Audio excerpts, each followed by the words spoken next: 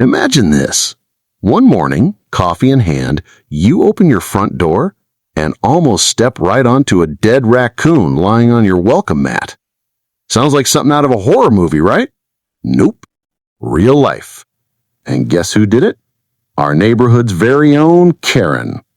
That's the thing about living in an HOA community. One day it's peaceful, birds chirping, sprinklers hissing, kids riding bikes. The next day, Karen pulls some twisted stunt that shakes the whole block, and it all started over something so small. My daughter and a couple of her friends told Karen's son they didn't want to play with him anymore. Normal kid stuff, no drama. But Karen? She took it like a personal declaration of war. That same afternoon, she was on my porch screaming, "You're ruining my son's life!" I thought it would stop there, just another rant. But the next morning, that raccoon was waiting for me. I nearly gagged. The smell hit me like a punch. My daughter saw it too, poor kid, and screamed. And across the street, there was Karen. Arms crossed, smug little grin like she just won something. Who even thinks dumping dead animals on people's porches is okay? And it didn't stop there. The next night, another carcass, this time a dead cat placed right on the kid's swing. My daughter cried herself to sleep, whispering, "What if she kills our dog too?" And that broke me. The whole neighborhood started buzzing. Some neighbors wanted to confront her as a group. Others were too scared to even let their kids outside.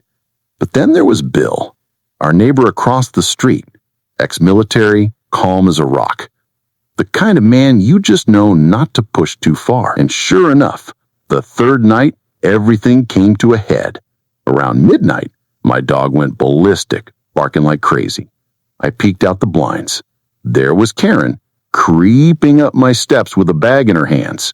And Bill, he'd been waiting, sitting silently on his porch in the dark, like he knew this was coming. Then came that sound. The unmistakable racking of a shotgun. It split the night wide open. Karen froze. Bill's voice cut through the silence, calm but sharp as steel.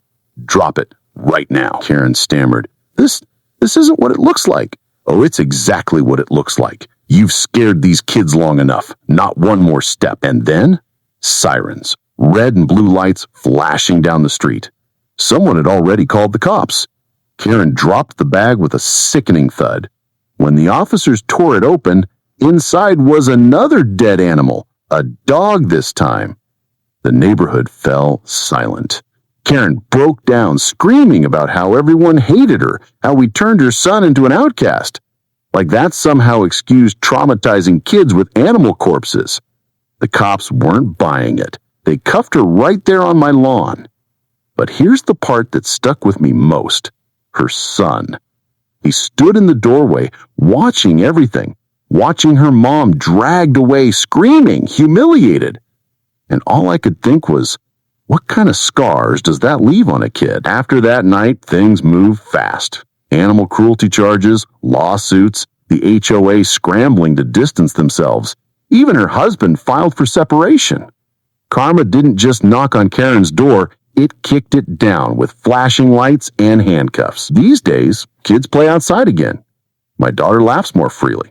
And Bill? He's back to sitting on his porch, beer in hand, watching over the neighborhood like nothing happened.